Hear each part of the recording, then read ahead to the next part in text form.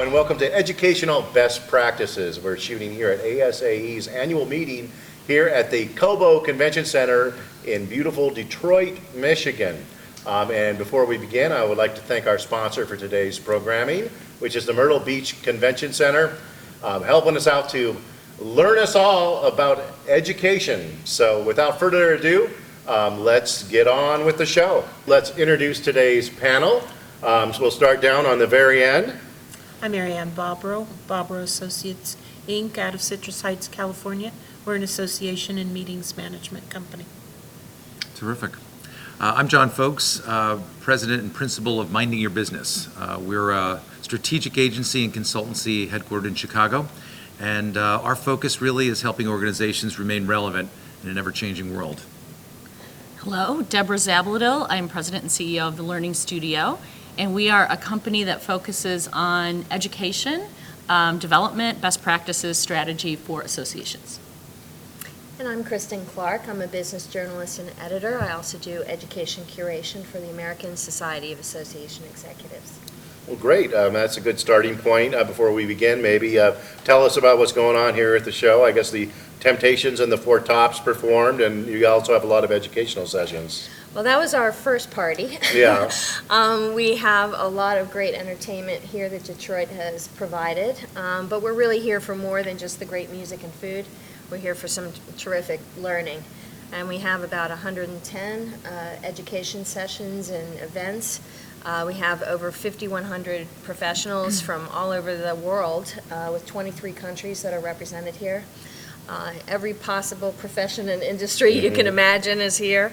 So it's a very diverse learning environment, and people really can play off of each other.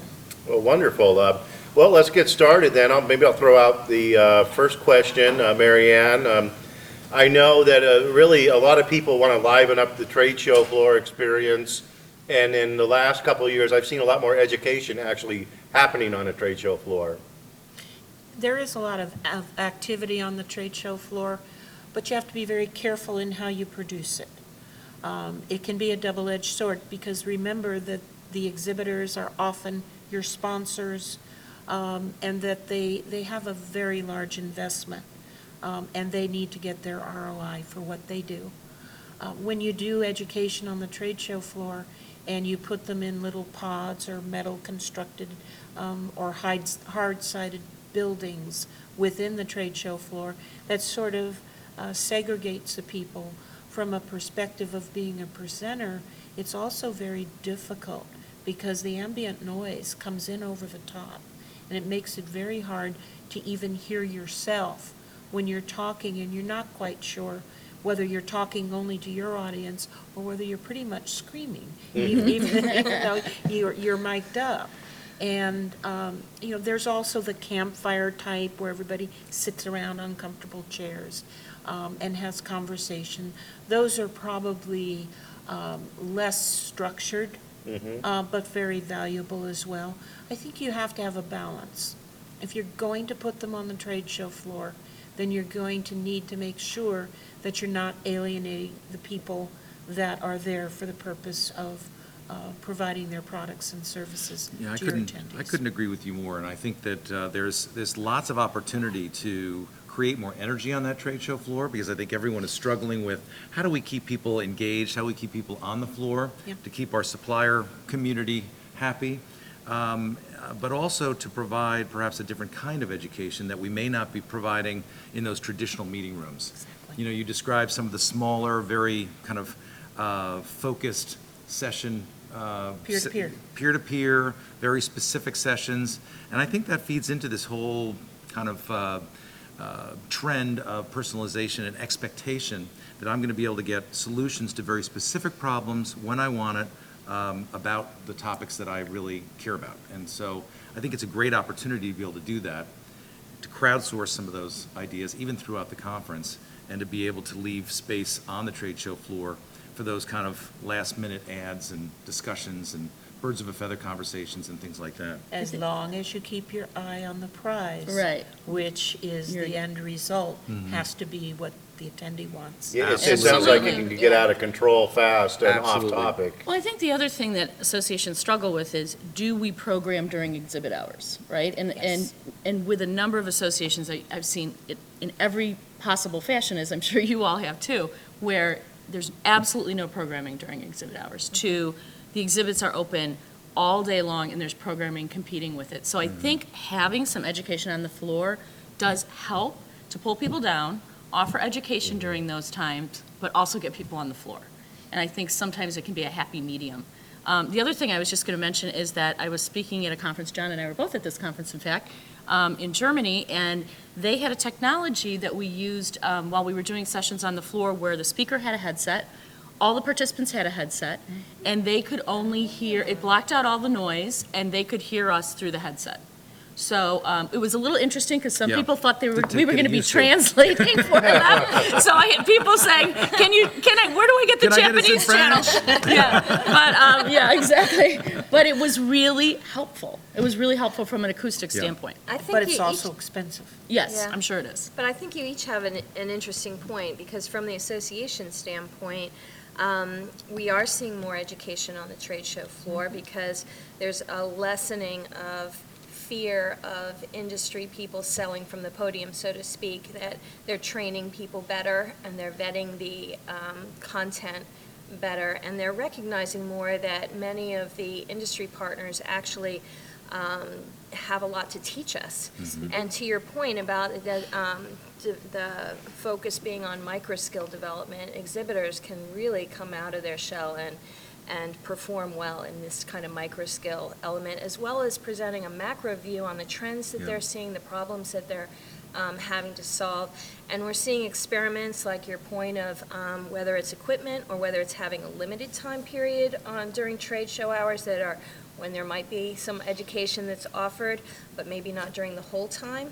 And I do know that there's organizations such as the National Association of Secondary School Principals, where they sell 15-minute slots of education to their various industry partners. And they have a special, almost a studio, so to speak, and it only holds maybe 15, 20 minutes, 20 people for about 15 minutes each. And it's a very intimate learning experience, which can be very nice when you are at a conference with, 5,100 people and you're used to being in sessions of 100 to 150 people. So I think that finding a balance is important, and knowing the venue so that the noise Yeah. can be dealt with, because that is an issue. I've been at some that have been very successful, of say a campfire session on a trade show floor, and I've been at some that was maddening, you couldn't even hear the people talking. So, Right. I guess you really have to go in and look at the facility and imagine this big throngs and hopefully a big energetic trade show going on and lots of activity going on. Well, I was at probably the Las Vegas counterpart of the Germany one. I think you probably Yeah. were. I think I know what you're talking about. They have a You Las think so? Vegas Yeah. counterpart, Yeah, yes. that's a Las Vegas They do. counterpart, yeah. Yeah. And the headsets and the earphones are wonderful. Yeah. And they're usually inside Yeah. a hard-sided building. Yeah. And it's a wonderful way to do it. But I think if we're talking about the overall content strategy, we have to look at the big picture first and foremost. And that's what the organization wants, what are their objectives, what do they need to do? And then figure out what it is the attendees are really going to want. Because sometimes we have it in our minds, and when I say we, I mean all of the people who organize, including the volunteers. We all have the best idea of what everybody needs and wants, and we don't. And we don't do enough evaluations to make it really the best education it could be for everybody. So we really need to figure out, we have to analyze it, we have to research it, and then we have to implement it in a way that it's going to work. What are some first steps to doing that, John? I think you were talking about that before when we were talking about setting up this session. Yeah, well, I think, to Marion's point about, research or metrics, having metrics in place to measure, did we move the needle on people's knowledge and satisfaction, essentially? But I think we do have to start with a little research. We've got to start to understand very clearly what are the needs, where are the gaps in those needs, and how then we can identify how we can kind of fill those gaps from a content standpoint. So that research component is really, really important, and I think most organizations probably cobble together maybe existing data to hopefully create a picture of maybe what those needs might be, and they're using obviously their own experience. But this really needs to be to do content strategy properly. You really need to do a separate project. You need to do a separate research and really dig in to understand what the needs of your various audiences are before you start to build that strategy and before you set those metrics. And it isn't just looking at how things scored last year. Right. Oh, It's no. not always looking behind. It's looking at what are the issues that are breaking right now, and that the skill set that is needed is moving all the time. So just because something was packed last year doesn't necessarily mean it's going to pull that load this year. Right. Absolutely. And having to adjust to that.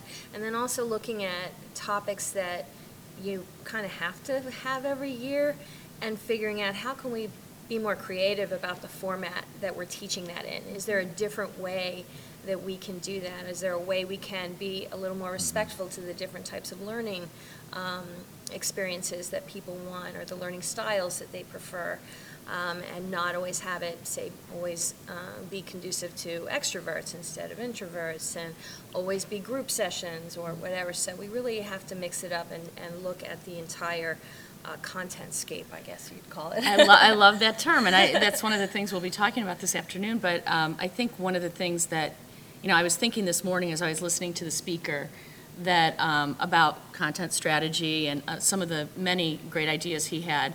But one of the things I was thinking about is I worked for a healthcare association for a long time, and one of the core content areas that was part of our mission statement was ethics, was to promote and teach healthcare ethics. We could not, back in that day and age, get people into the room to save our souls because no Yes. one was going to sign up for an ethics conference, go to their boss and say, I need $500 because I need to go to an ethics conference.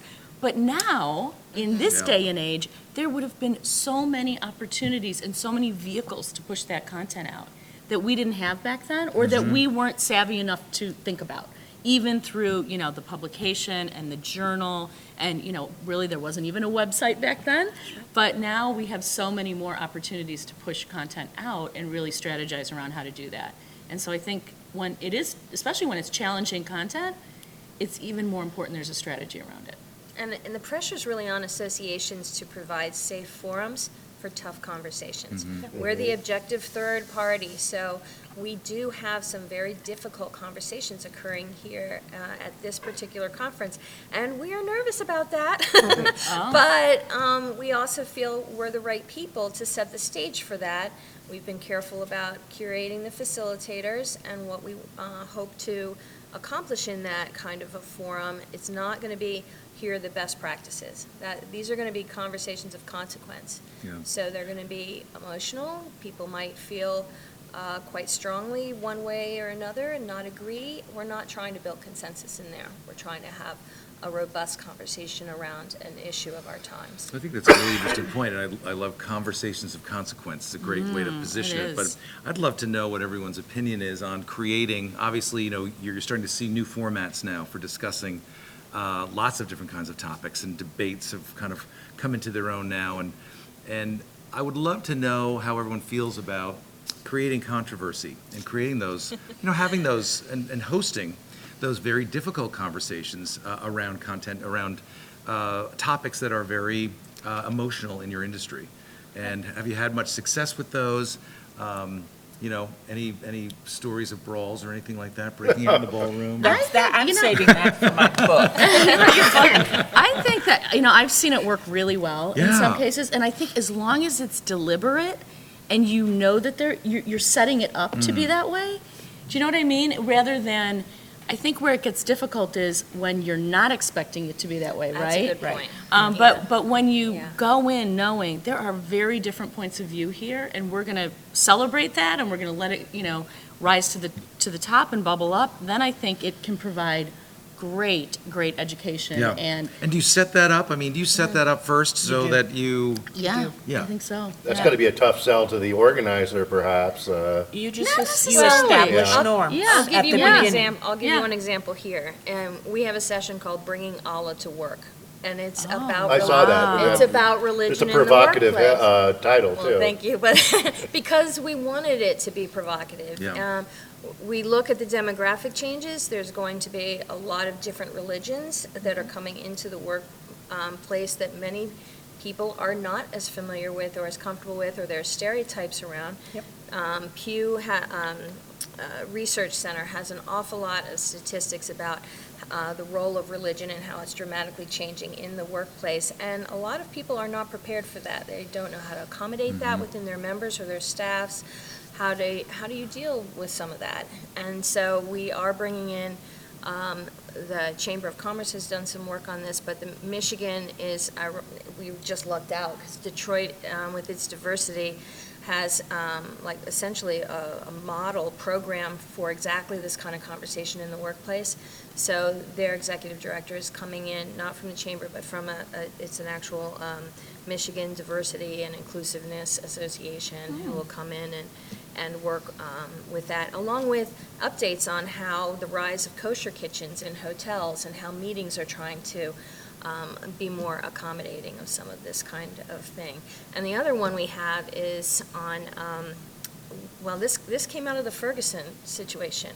We were getting calls at ASAE that more than a dozen a week, if you can believe that, from HR directors who were saying that the Ferguson case, the charges against UVA and other schools on sexual misconduct, which was creating in the DC area where there's a lot of UVA grads, people were feeling a little defensive in the workplace around this, et cetera. And so they were saying this is causing problems on our teams because people are not willing to collaborate when they're mad at each other.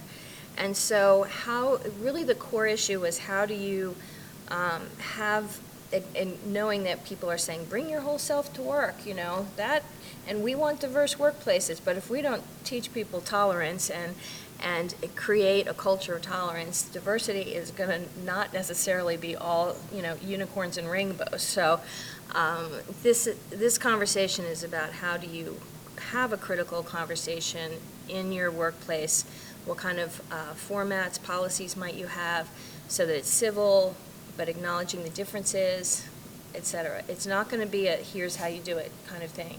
It's going to be saying we are more polarized in this country than we've ever been on many issues, and we have to expect that is going to become in the workplace, but we haven't talked about that yet, so. Kudos to you for Yeah. taking that on. Yeah. That's Yeah. amazing. Yeah. That's really There are great. so many issues out there right now in the world we live in, both in what we do for a living and just in general, in culture. And I was having a conversation with a friend about, the right to marry, and now all of a sudden, it's such a big issue that people really act inappropriately in questioning people and what should be private matters. And I think we need to learn that. I think we really need to establish norms and have that hard conversation, even about, we all know associations are struggling right now. How do we become better servants of the professions? And how do we better deal with them and keep engaging the multiplicity of people that we want as members and we're not engaging them? And this goes beyond just like a micro skill of how to use Oh, a certain yes. software or Yes. how to write a good something or other. This is about emotional intelligence. Yes, Yeah. exactly. And it is hard to create learning around how do you build emotional intelligence Exactly. in people. So that is a conversation for learning professionals, I think, is how do we create more critical thinking, which is more required on the job, because that can be tricky too. And how do we build emotional intelligence, because that is often a key success factor for people. Absolutely. But don't you think that associations are uniquely positioned really to be that source, that trusted resource for professional education and content and research and thought leadership. And yet, I think that We're there's an losing that. opportunity. Yeah, I think there's an opportunity for more associations to kind of understand that role, leverage that a little bit better, curate content a little bit differently, and understand how to best distribute it. Because really, they are so well positioned to do that and to position themselves that way and leverage it better. You know, when you think about the model that we use for putting together these conferences, we book way far in advance. We do all of our presentation choices Right, well in almost a year advance. before, That's true. you know? Yeah. And what do we know what the burning issue is going to be next August? We Right. don't. We have no clue. And you might have to address it on the fly almost if it comes up. Exactly. And, you know, some organizations are more nimble. They're able to at least reserve hot Yeah, button we do hold some spots. slots for issues like that. But you do have to have the basics, as you say. One of the conferences I went to recently had a combination. It was a hot new topic, but they also had the room organized with ergonomically comfortable furniture, and it was very different furniture depending on where you sat in the room. So you could actually walk around and sit around and test furniture for your own event while you were sitting That's in. Great idea. That's Yeah. fun. In a session that was actually quite. Great idea. Yeah. Yeah, I was at one major association meeting just about a week ago, and walked into the room, and they had all these different furniture setups, Yeah. and comfortable, colorful chairs with desks on them. Yeah. And I think it was probably sponsored by the company that makes these and rents out these Yeah. chairs, and it Yes, was that's great. exactly correct. Smart idea. That's Yeah. exactly. I what wanna It just- wasn't a coincidence then. I want to just pick up on what Mary Ann said about being nimble. Yeah. Because I think, there's so much talk about disruption and, disruptive innovation right now. And I think that's something that for anyone that is in the content business, we have to have our antennas really high for. But what I have heard over and over, and I believe to be true, is that we won't see necessarily the disruption coming, right? Very smart people have not seen the disruption coming. Sure. So what we need to do is we need to be nimble and adaptable. And I think we need to start baking that into, everything we do, from how we're planning our conferences to, how we're delivering content throughout the year in other vehicles and all of that, because all we know is that something's coming, we don't know what, right? So we have to be able to do that. We can't be so rigid or so laden with bureaucracy, Yeah. which can so easily happen in our world that we can't adapt to the important issues of the day. Or we'll be so data-driven. We'll be so data-driven that we suddenly realize that we've missed the boat because it's so new. We have no data on it, and there's That's right. nothing that was like driving that, but we still have to have it, Which is, the other thing is, when we're talking about research, is sometimes I think what we also need to think about, and what I always tell my clients is, you need to also be pulling your people in the right direction. It's That's not right. all about, what do you think, what do you think, what Right. do you think? Right. Although that's a really important piece of it. But we sometimes sit in a position where we see trends differently or sooner than they do because of the Right. work we do. And so it's important for us, sometimes you can't ask people about what they don't know, right? That's You don't know what Right. you don't know. So sometimes we have to ask and we have to deliver, but we also have to pull them to where we know they need to go. I think that's part of, the job of educating, a large group of people. Yeah, you're And I absolutely right. think a missing piece of the puzzle is the fact that while in many instances we do produce high-quality education and we do deliver it, we lose and we disconnect by not prolonging that. We don't connect the dots all the way to the end. We talk about continuing the conversation and let's bring this back and we'll do that. But then there's the hiatus between sessions, it's 12 months. Right. And that's a big disconnect. It's all well-intentioned, but the follow-through often probably doesn't You know, happen, right? are there webinars you can follow up with on a face-to-face session? Are there other methods, articles? And there's so many obvious new technologies that can help us continue that conversation. You talk about the cultural shift and all of the kinds of things. That's something that probably, 50, 60 times the people that are here need to hear that conversation. How can that be captured and disseminated when they need it? Right. Can I just go to ASAE and say, where can I find that? I know they did something on how to deal with this particular subject.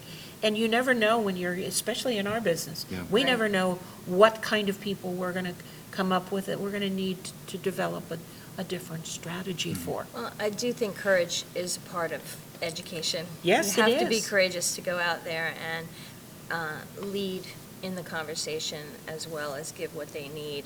And it can be challenging to balance that, but I do feel that I know ASAE gets cred for trying new learning formats. Sure. Even when they don't always work, even when Right. they're like flatline instead of, Yeah. fabulous.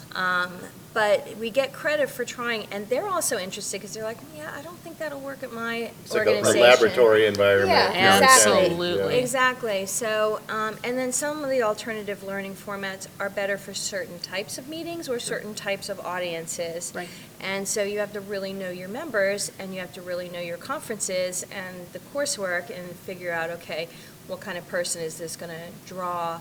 And one thing that's kind of a pet peeve of mine is that all this experiential learning is what millennials want. Right. Well, a lot of us boomers would like that too. Thank you very much. I like to do those kinds of hands-on things and be more active in the learning as well.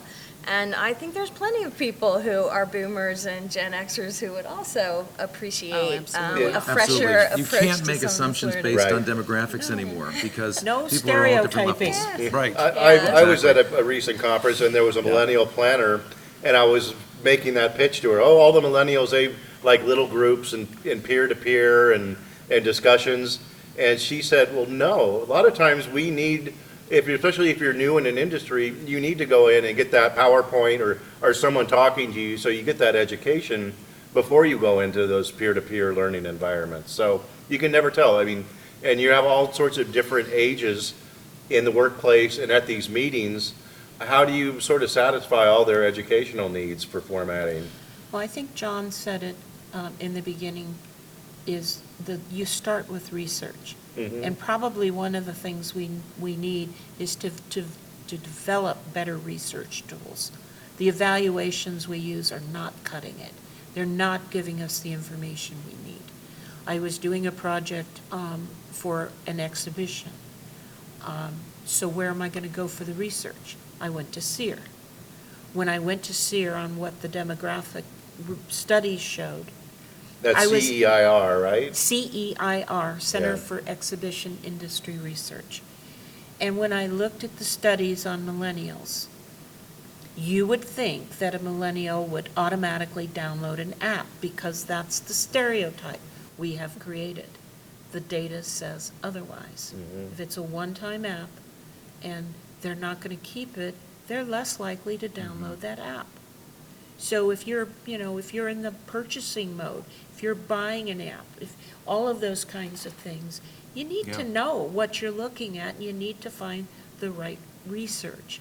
And I think in most cases, for the planning of content, we don't have those right tools yet. I think the other thing that's interesting is, and I really applaud ASAE for this, I think you do a very good job of not just trying new learning formats, but putting new products out there.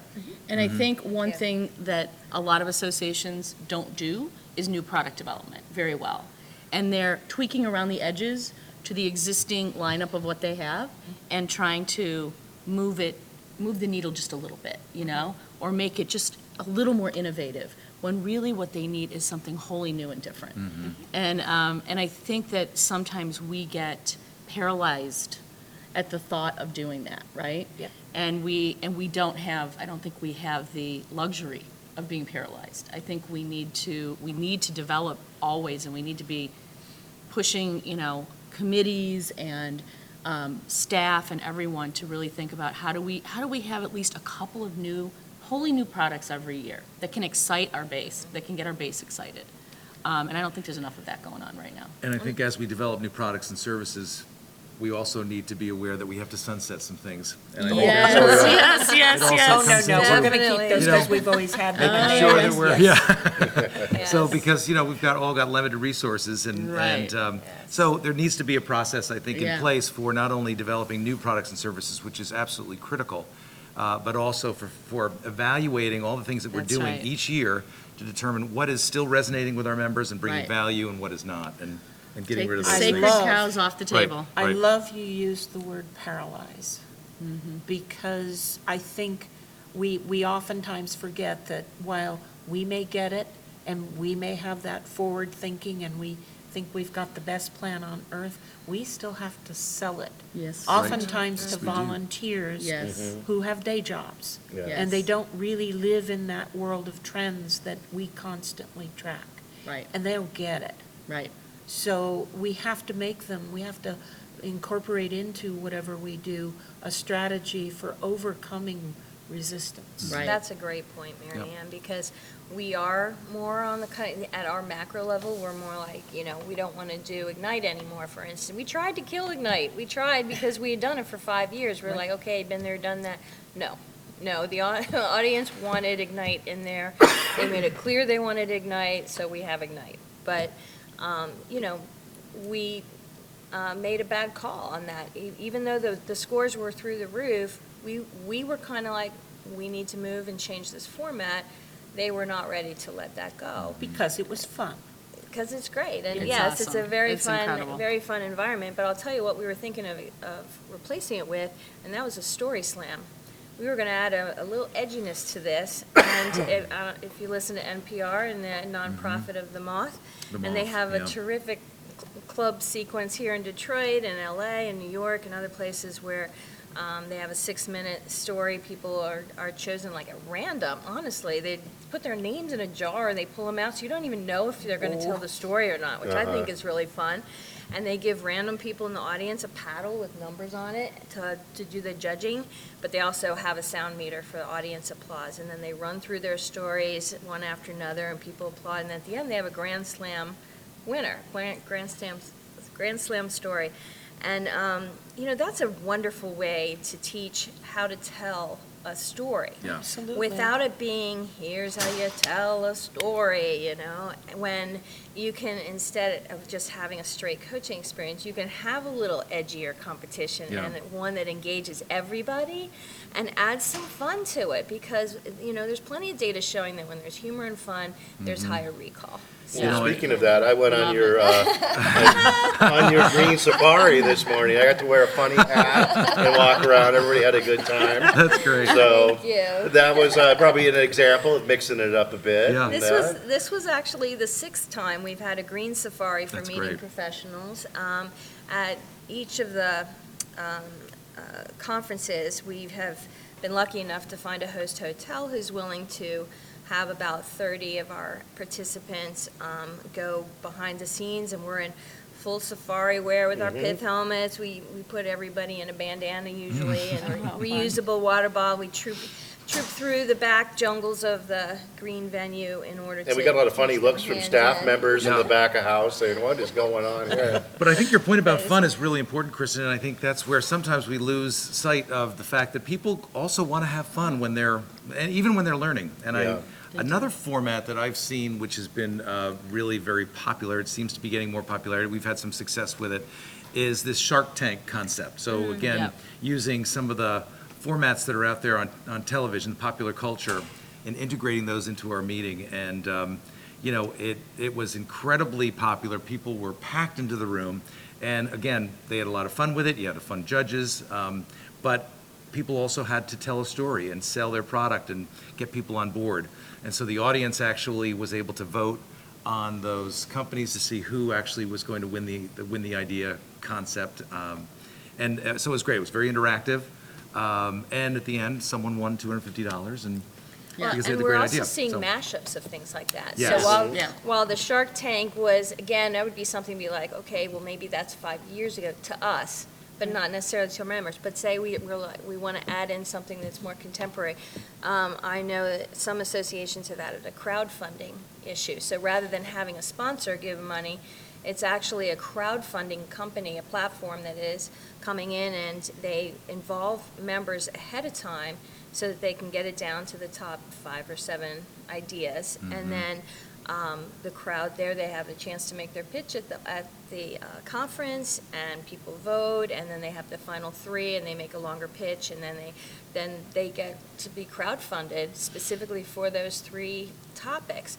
And people really like that. I mean, they will literally be writing checks Pulling out the and checkbook. That's they fantastic. really It want to is. do it. And again, it's this personal engagement. You're not Yeah. just watching someone else have their dream finance. You're part of that. You're Yeah. part of making that true, because you're like, I think that's a great idea. I would buy that. I need that in my. So I thought that was a really interesting mashup of that. Yeah. And speaking of it, it's kind of an inspirational sort of programming.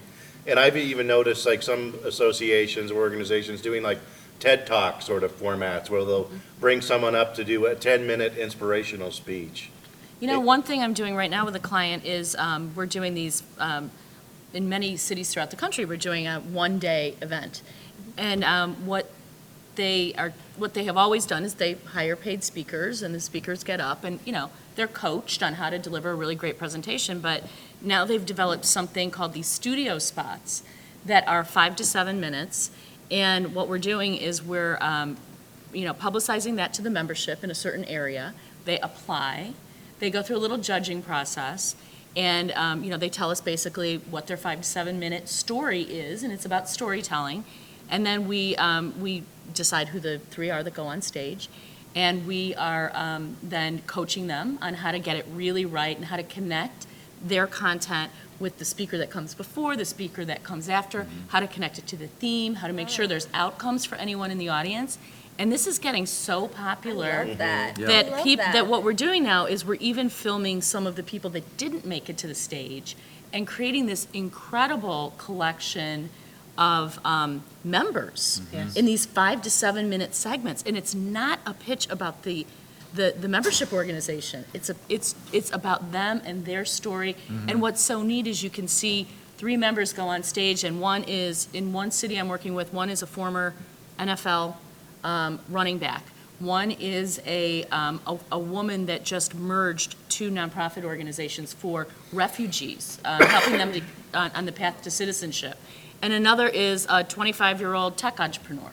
So you see this vast array of the people in your membership, and you're helping them build really great skills, and then you're creating this great library at the same time. I And love the they love coaching it. part of that. Yeah. I The really coaching like part the is really coaching. key. Very, Yeah. very important in Yeah. the learning. I think if we're going to have more alternative learning formats, we have to expect to spend more time training our speakers, because not everyone will play Absolutely. along, Right. When I was at our finance, HR, and business operations conference, it was the quietest conference I'd ever been to. They really were sit and get kind of learners. That's what they were happy with. And I was tweeting away in my session, and I didn't check the Twitter line until lunchtime, and it was all me, and I was so embarrassed. I was shocked. But that's not where they are. They're not Yeah. on social media Yeah. there. Right. Sit and Unlike get, that's- yeah. so Sage on the Stage is exactly their happy place. Yeah. And, Sage and on the so, stage. But see, you know, that's another key point, is you really have to know the audience that you are, and it just isn't generational. Right. It isn't Right. cultural. It's also by what you do for a living. I remember years ago, I worked for lawyers. I'm sorry, but I did. And we actually took, and I think there were like 15 partners in the law firm, and we took them through media training.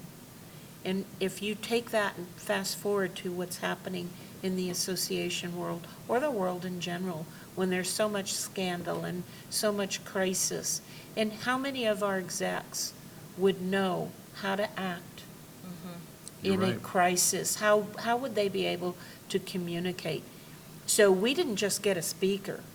We brought in someone and we taped everybody. And we had different scenarios. And then we just put them on a three-legged stool with one leg a little shorter than the others to make them as uncomfortable as they could possibly be. And you learn from that, and I've never forgotten that because it reminded me of how I needed to act and how facial expressions can give you away. Yeah. And think about Sure. our execs in ASAE, and would they know how to act? If you just pulled them out of the audience, threw them up on stage, and gave them a scenario, would they know how to act? Probably not. Would they learn a valuable lesson? Oh, yeah. I think it's a good example of content that perhaps is not necessarily professionally specific. Yes. But content needs, is to your point earlier, Deb, sometimes we have to pull them along and provide them with content or Yeah. content ideas that they wouldn't come up with on their own. Right. Because it is more than just professional development that we're providing at our meetings. Right. It is really about, creating that whole. And we want to be the home for, not only professional development, but everything else. And Deborah, Absolutely. one of the things I've admired about your work is that you've been involved in this evolution of experiential learning for quite a long time, more than a lot of people in the Thank you. field. So I wondered what kind of trends you were seeing, how it evolved, if you're seeing anything that really seems to be taking off right now. I think just a whole variety of different things. I mean, I do think that technology, plays a huge part in learning, and it's not just about getting a conference app. It's about how are we engaging people through technology with the content while at the meeting, before the meeting, after the meeting. I think that is, a lot of people are saying, if you have money if you have any money to spend or invest on anything, it should be in technology around your education.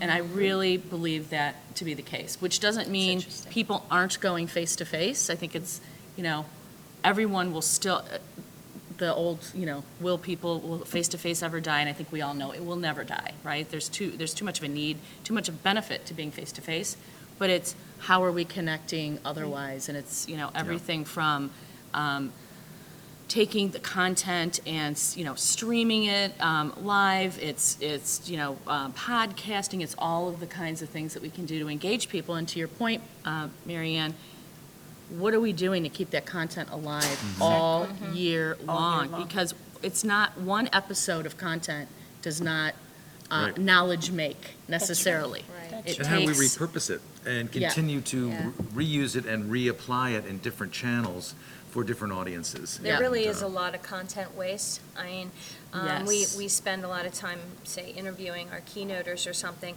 Well, we can only use 150 words of that, or 1,500 words in a feature, whatever. Meanwhile, they've said all these other brilliant things, and you're like, where can I parse this? Oh, I don't really have a vehicle for that. Right.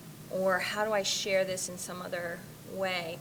So I do think that we need to look at all the great content that's developed within these individual sessions and capture it somehow so that somebody can review later and really pick out the key takeaways that Yeah. will help Well, drive us. we're nearing the end of our program, so any key takeaways from each of you? Well, I just want to tag on Yeah. to the last comment, and that's to also take into consideration the location that you're at and take advantage of the location. If you're taking a group to Hawaii, don't sit them in a room from 7 a.m. to 6 p.m. Maybe you end at noon on a day, and maybe you come back at night for some sessions, but give them time to enjoy the location they're in. And I think you're going to get people that are more interested in going to, maybe you have fewer sessions, who knows? That's a great point, and we have actually had conversations around what we call serendipitous learning, where you're trying to set it up so that they accidentally will be in situations where they will learn from each other organically. And how do you build those into a schedule? Because you're not going to say, this session will be when you accidentally meet somebody, Right. Exactly. So I do think you have to look at content from this very zoomed out Yeah. Yes, you do, viewpoint yeah. and understand that it can't all be thrown at them and shoved down their throats, that you have to give them time to just chill and organically learn from each other. And I do think people are much more aware of the need to be learning, and they want to learn, and they know how they learn best. So we need to be respectful of that. Well, I think And we need- your point about, this whole spontaneous, learning is so important. I think that's where networking and education kind of dovetail. And so I think that's where also, we need to also focus on creating and facilitating that networking to bring people together around, common issues so that they can kind of come together in a more casual environment to also knowledge share and more informally learn from each other, so. Good point, Jen. And I would just say, I have organically learned here, so I appreciate this conversation. It's really great to talk to you all. I was on the phone with a member of a client yesterday, and she's a CEO in San Francisco. And one of the things that she was telling me about is her company has started what they call learning journeys. So it's a for-profit company, and every year they go on a learning journey together. And they pick something, that is relevant to their strategy. And they basically say, this is really important to our company, this is important to our growth, we are going to learn everything we can about it. So I look at that almost as internal content strategy in a company. I loved Wow. the idea so much, and I think if we can inspire that in our members, where they are actually, on a path to lifelong learning and bringing their staff along, I think that is so amazing. And, Right. and it wasn't, we're going to spend we're going to talk about this in a 4-hour session. It was a 12-month journey around learning something that included site visits and tours and people That's coming neat. in and reading things and having educational programs and sharing. And I thought it was the coolest concept. Yeah. So I would love to see that in, many, many areas. Well, thank you guys for joining us today. Thank you. And I've learned a lot myself, I must I think we say. all have. Thanks for having us, Tyler. I appreciate it. Thank you, And Tyler. don't go anywhere. The next part of our program, we're going to go talk to a wonderful sponsor, the Myrtle Beach Convention Center. So stick around, and that's coming up next.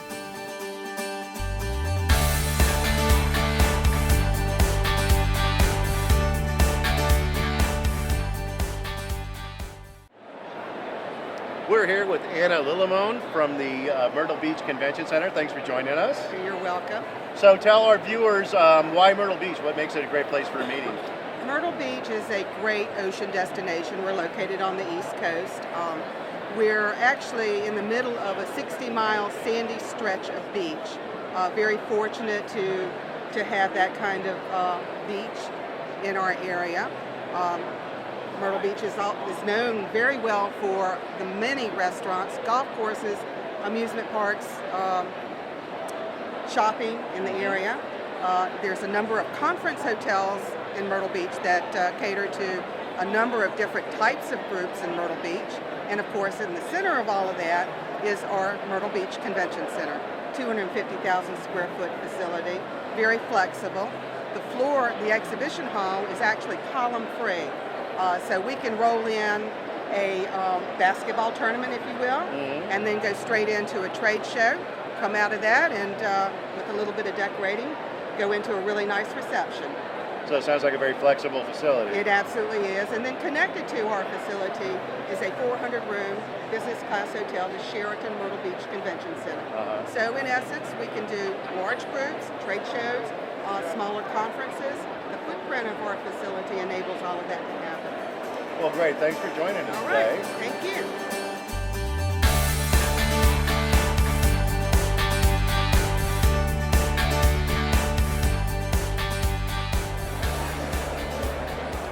And thank you for joining us at ASAE, and thank you to our panelists, and we hope you'll come back and join us for our next on location, which we're going to shoot at IMEX America in Las Vegas in October.